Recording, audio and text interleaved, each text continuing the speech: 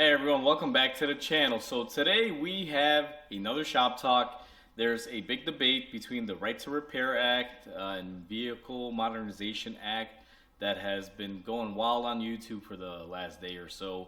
And I figured I'd do a little bit of research and talk about this because I made a video like this before about manufacturers wanting to take rights away from people, and did a little bit of research, kind of read into the bills and all the stuff, and kind of want to share what I found out with everyone because people are some people are spreading the right information, some people are spreading the wrong information, and some people are panicking and freaking out. But if you get into the nitty gritty of it, it's not that much different than it's been. Just a few things. But anyway, we're gonna touch base. We're gonna get into this today. Now, before we go ahead and begin, like always, if you haven't subscribed, hit the subscribe button down below. Smash the like button because it helps the channel out. And with that said, let's go ahead and get started on today's topic. First and foremost, guys, I'm wearing a different microphone, or actually I'm not wearing a microphone. I got a new microphone that I'm testing out. So for those of you that have been watching the Shop Talk videos for a while, chime in, let me know how's the audio on this compared to other videos, because I'm kind of playing around with the setup. But anyway, got my cheat sheet. Let's talk about this. Now, I myself have talked about the Right to Repair Act. I even made a video about it. And the Right to Repair Act is basically a movement that says if anyone buys anything, whether it be a vehicle, phone, printer, anything, they should have the right to repair it, buy parts, and look up information on it.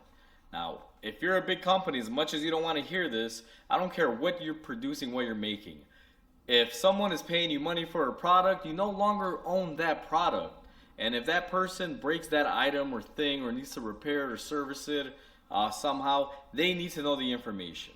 Now, a lot of you may not feel that way or say, Mike, you're blowing smoke. But that's how the world used to be. Now, I'm an 80s baby. I was born in the 90s. And I was, started working in the early 2000s. I remember I used to work at Sears. And I used to buy tools from Sears. And sometimes you would buy the Craftsman drills or whatever the case was. Let's just call it a Craftsman drill. You would be able to go online, find the exact drill, even if it was like 10 years old, and they would tell you all the general information they need to know about it, and even like the specifics. I won't even call it general. It was like everything you needed to know was on a website or in a book or catalog or something. And then they had diagrams with exploded views that gave you every single part number and every single part listed that was on that drill. And you can pick and choose and buy stuff that was available. And to be quite honest with you, you could have a 10, maybe 15-year-old drill. They produced the parts for it. They were always around. Like, I don't remember it being so difficult. It wasn't a culture of, oh, I bought a drill, it's 5 years old, let me throw it away. That's kind of what happens nowadays. Like, I have a Milwaukee impact gun.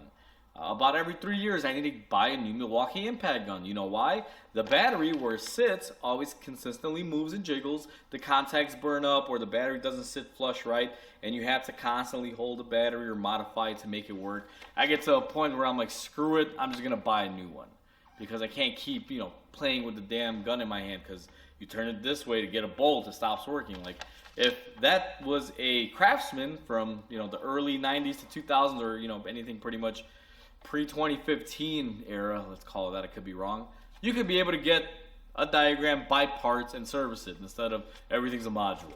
And to replace the connector or the case or this or that, it costs more than the drill. Never used to be like that.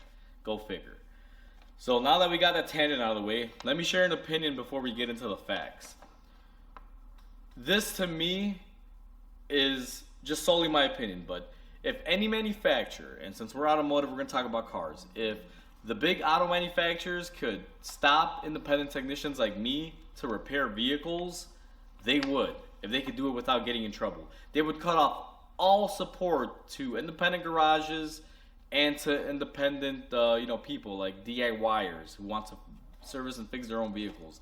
Trust me, they won't say this up front, but they would cut you off in a heartbeat and only exclusively let their dealer networks and the people they want to work on the vehicle that you own only. Trust me, they would do that in a heartbeat.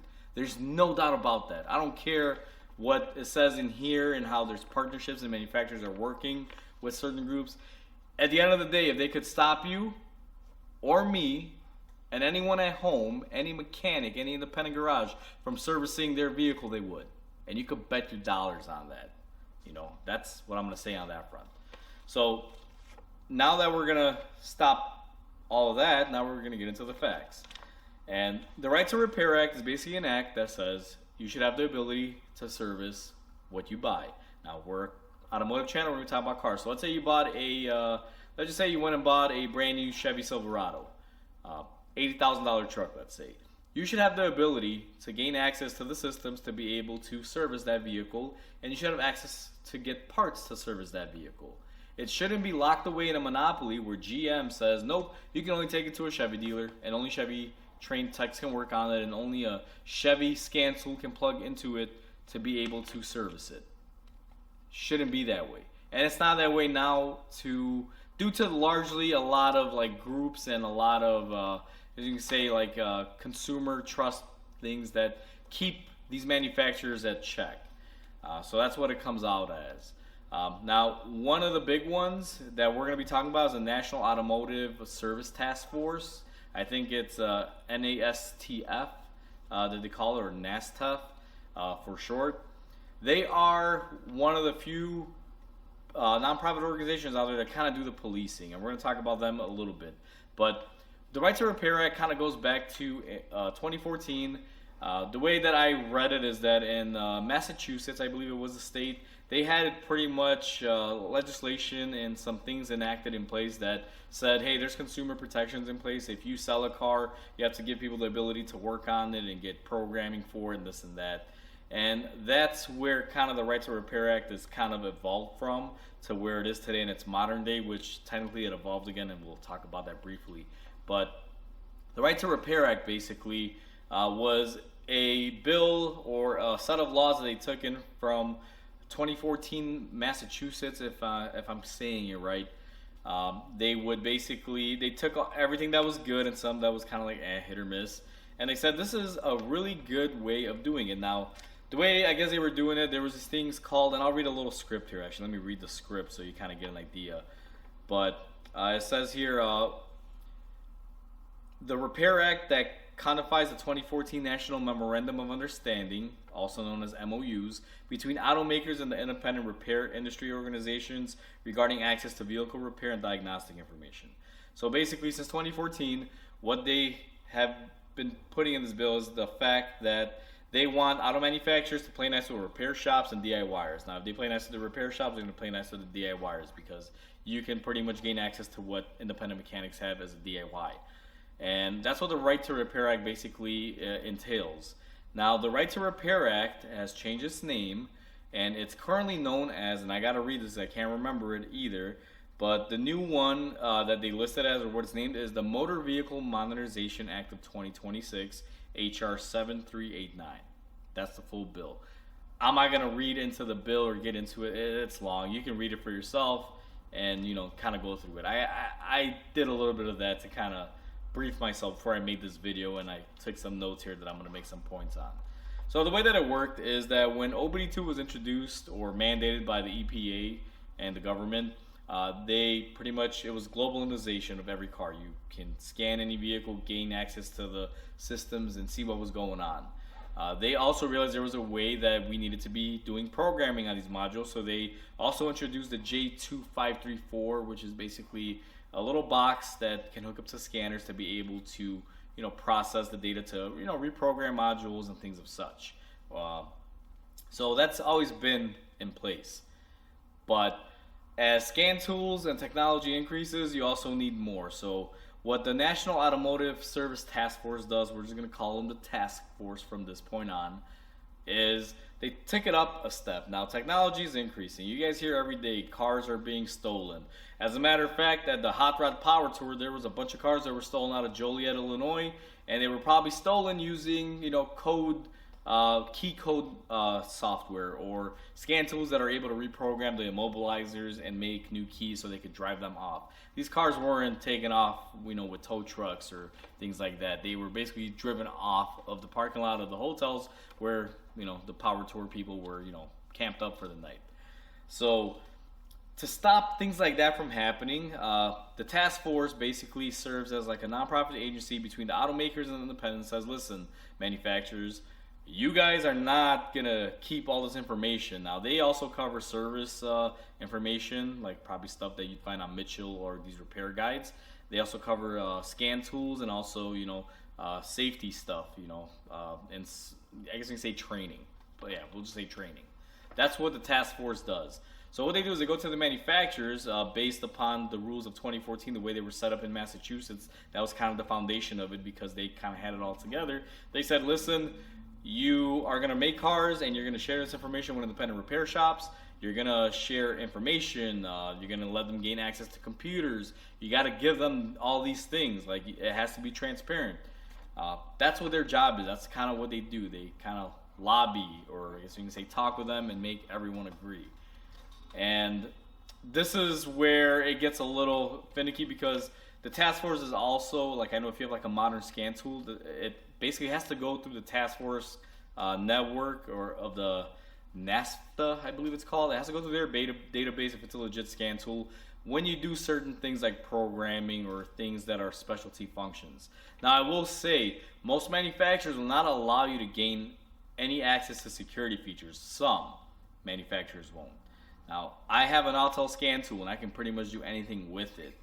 But there are certain manufacturers that will not give you security clearances to go in there and reprogram, or not reprogram, but like do keys. I guess you can say reprogram and mobilize because that's what you're doing. They won't give you that because of the security aspect of it. Now, for me and what I do, I don't really make car keys at my shop.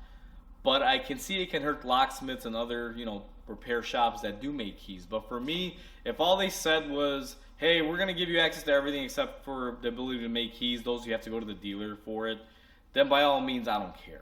Not a big deal. Yeah, they're going to, cost you a pretty penny, but not the worst thing in the world. But there's other businesses like locksmiths and other repair shops that deal with keys, tow truck services, things like that. That would affect that market. So they don't want to monopolize, so they have to give up, certain things. So basically, most scan tools that are legit will go through a database. They have to validate, they have to be registered in order to do certain functions like this. This is what the Right to Repair Act is nowadays, or the Vehicle Modernization Act. It's basically telling the manufacturers that, listen, when you make a product, you're going to have to give information, and you're going to fill the gap. Like for unknown information, you're going to have to cover it. You're going to have to kind of spill the beans. You're going to have to give people the right to service their own vehicles. Repair shops, independents have to service these vehicles. You got to give them all that information. But there is one tricky thing that manufacturers are saying, and this is kind of like a gray area.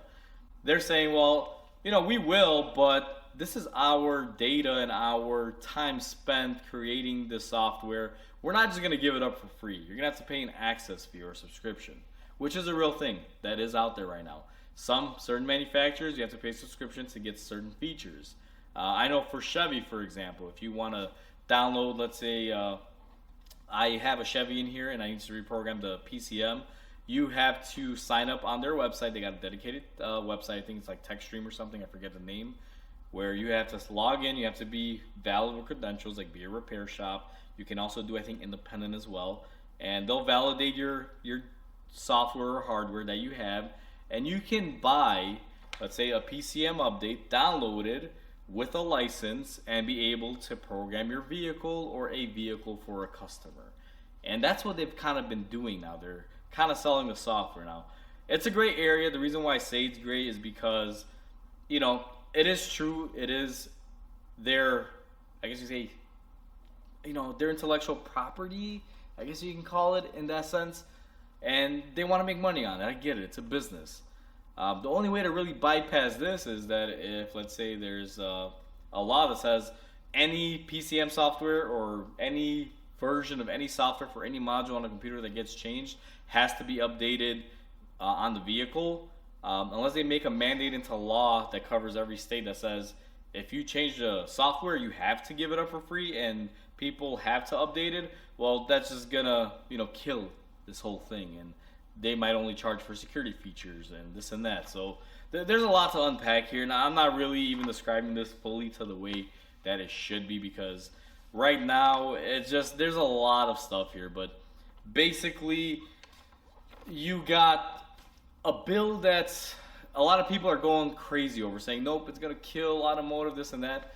I think it's gonna hurt it a little bit because me as a mechanic, as an independent, I don't want to pay $25 to every manufacturer that makes a car. You know, like imagine having to pay $25 to Toyota, Nissan, Jeep, Chrysler would probably be one, to GM, Lexus. You know, like there's like I think 26 different manufacturers. Imagine you have to pay 25, 30, 40, $50 a month to be able to gain access to certain features through them because they claim it proprietary.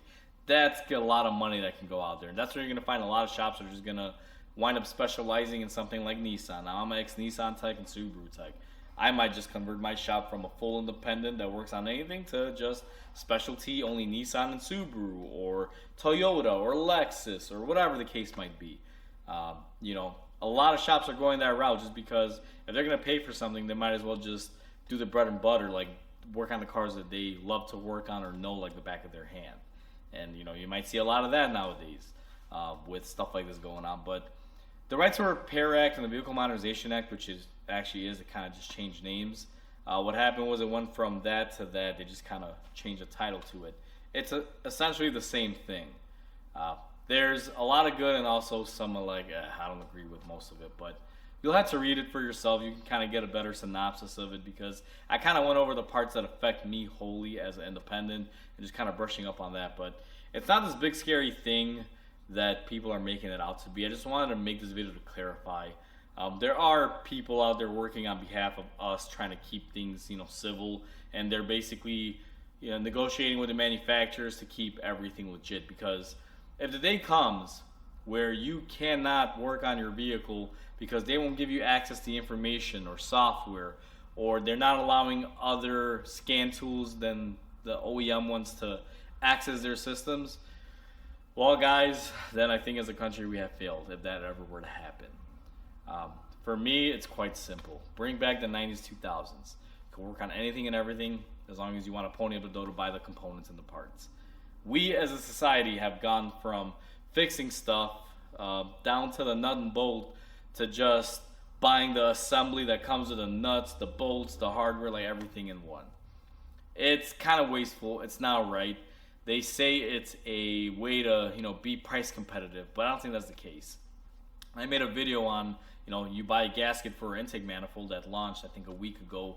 It was another shop talk where you buy a set of intake gaskets for a Honda 3.5 liter. You're going to get a 3.0 liter, 3.2, 3.7, and 3.5 gasket set, and they're all kind of varying gaskets. You're just going to basically get this massive gasket set kit that covers all the J-Series Honda engines throughout the years, and they're taxing you or, you know, making you pay $60, and you're paying for parts that you don't need. That's the stuff that I hate, and this is kind of what it is too now that the manufacturers kind of want, but there's groups in place to stop it. So I don't think it's going to get crazy. Well, actually, I take that back. It is going to get crazy, but at least there's people fighting on our side to try to keep things even. And the thing is, like, as cars get more and more modern and more tech comes out, they may get to a point where just independent repair shops are not going to be able to service them because they don't want to deal with them. I'm already at a point where I don't really want to work on new vehicles because it's just a hassle. It requires more equipment and more subscriptions and more of this, more of that. At the end of the day, I run a business. I can't pay, you know, thousands of dollars a month to have equipment here running up and ready to go for when the chance might be that a car may come in that I need to work on it. No. You need to make things predictable. Right now, automotive is suffering. Trust me.